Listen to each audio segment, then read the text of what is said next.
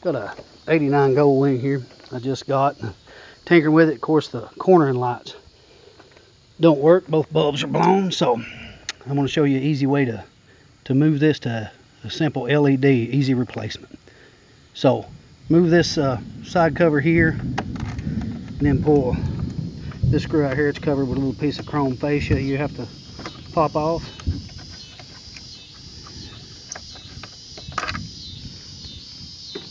And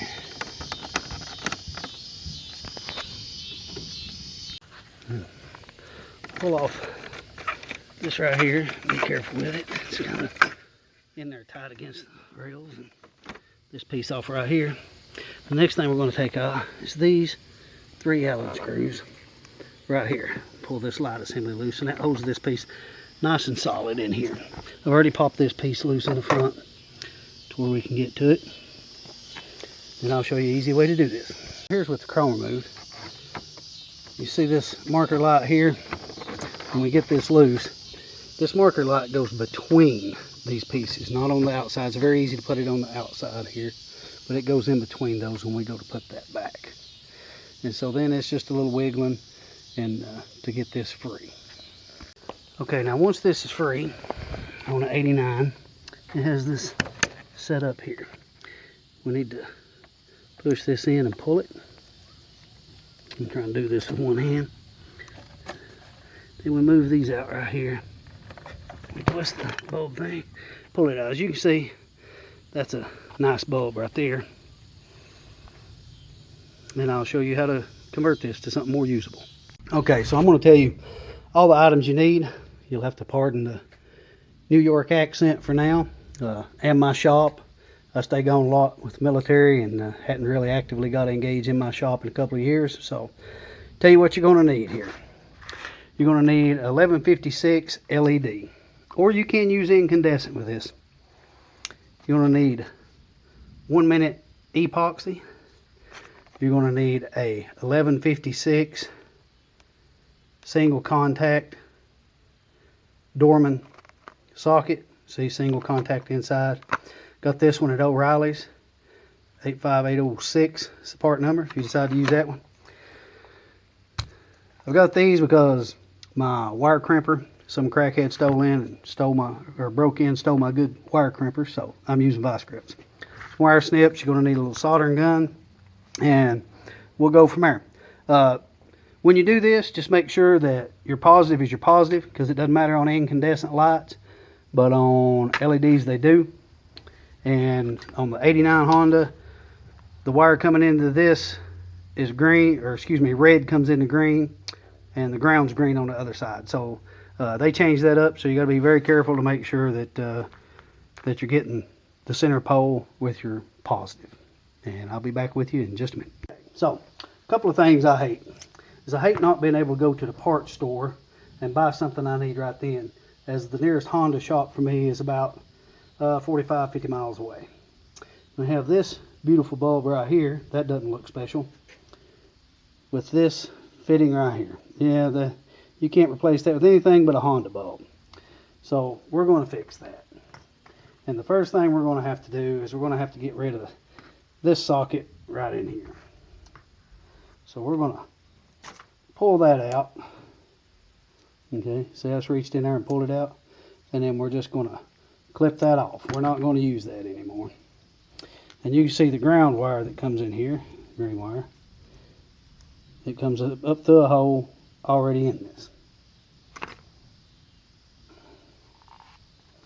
So what we're going to do now is we're going to open our O'Reilly's part number 85806 single contact. This one in particular has a little rubber piece on it, and we'll get rid of that.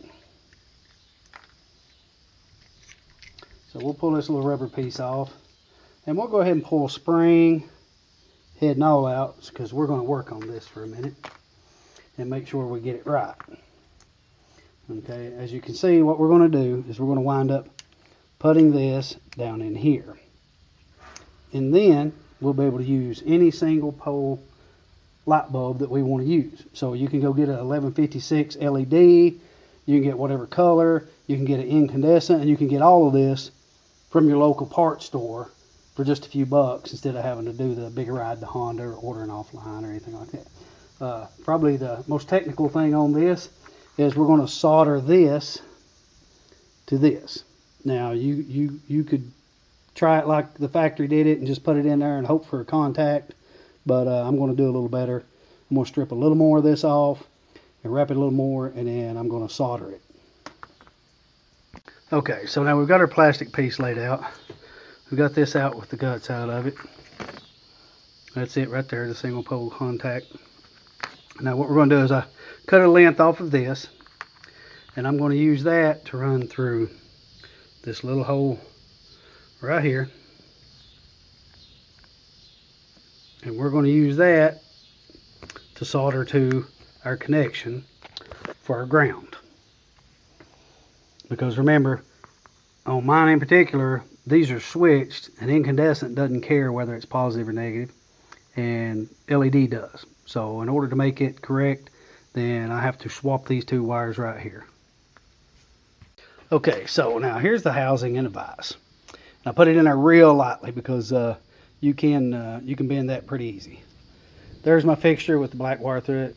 I got a wrench on it to hold the wire down while I'm soldering it, and I've got it just laying on the lip of that. So once my soldering iron gets good and hot, we'll attempt to solder that. The trick is to just lay the soldering iron down on the wire and stuff and try to get the metal and the wire hot. You don't want to stick the soldering straight to the tip of the soldering gun so much as to the surrounding area when it gets hot, so that it'll take with the solder. Now a lot of times I'll take sandpaper or file or something, and I'll rasp this area up right here so that it'll get a good stick, gives it something to grip to. And so we'll start soldering this here shortly. Okay, as we can see, I went ahead and soldered that. I did have another hand, or I would have held the camera and let you see that too, but as you can see, it's soldered. That's better than it just laying in there against it the way the factory was. So once this cools down, I'll show you what we need to do next, and we'll continue from there. Okay, now what we're going to do is we're going to take our centerpiece, our single contact throw. We're going to run it right back through the center of that. As you can see, it's big on the back end, so you can get in there. Again, I apologize for my lack of lighting here. We get the spring and stuff down through the center. And then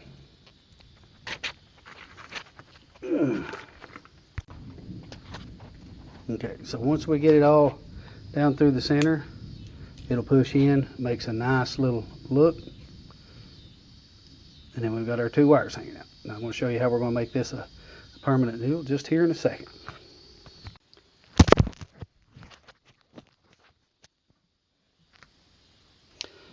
Okay, so we got here is we fit that in, it fits good. So now what we're going to do is we pull this out just a little bit, not a whole lot, because we're going to try to catch as much of that epoxy as we can.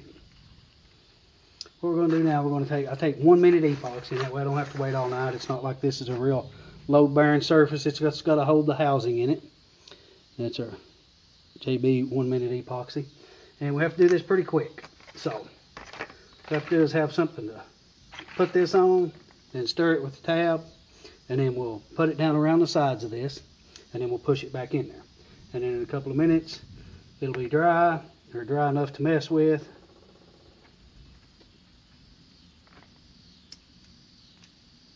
Put our end back on. We stir that epoxy up. You can see it here. Like I say, this one dries in just about a minute. So then you scoop it up like this. And just kind of drizzle it down in there on the outside. And I'll see if I can get it up here where you can see it a little better. Drizzle it up out here like this. And let it run down in there, not on the inside. Just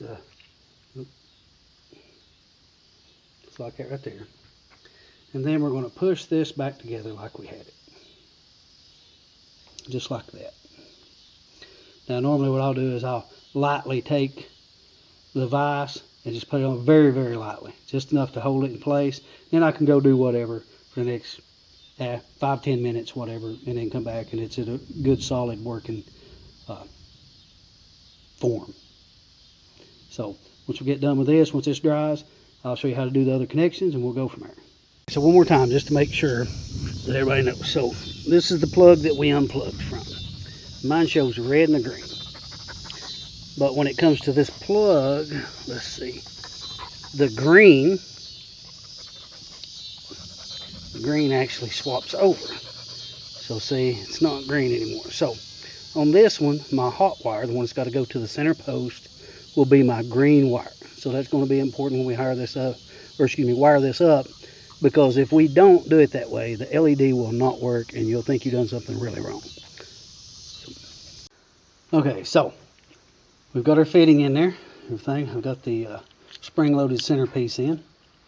Went ahead and took the opportunity to put some wire connectors on there.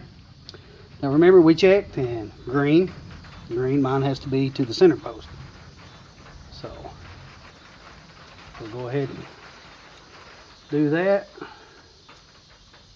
Use this poor man's crimper, because remember, the crackhead stole mine.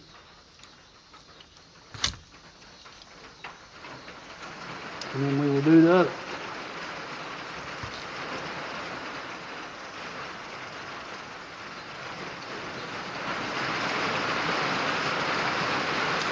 Now you can do what you're comfortable with, but I normally like to take a wire tie, house these two together.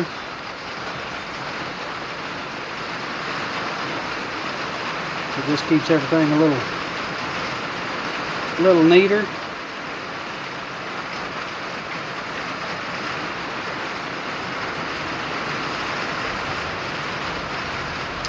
And I normally put them right there with the two connections.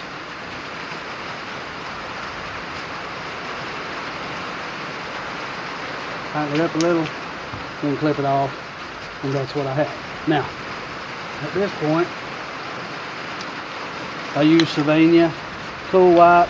Use pretty much the cheapest ones I could find. They're about $10 a piece.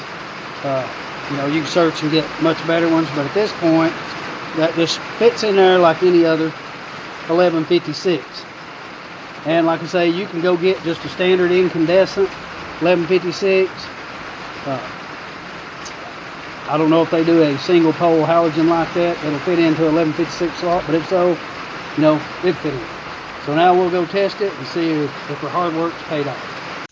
Okay, so now the rain has stopped the next morning. Here's our finished product right here. So we're going to hook it up and see if it's going to work here. Connector. That now mine are hooked up like the factory, and they come on when the turn signals come on. So let's see here. Do we have juice? Let me find my turn signal. Oh yeah, right there. Turn signal's on, my directional light comes on. Alright, so that works. So now it's just a matter of fitting that back in and putting it back together, and we'll see what the finished product looks like when we're done. And we'll see you in a bit.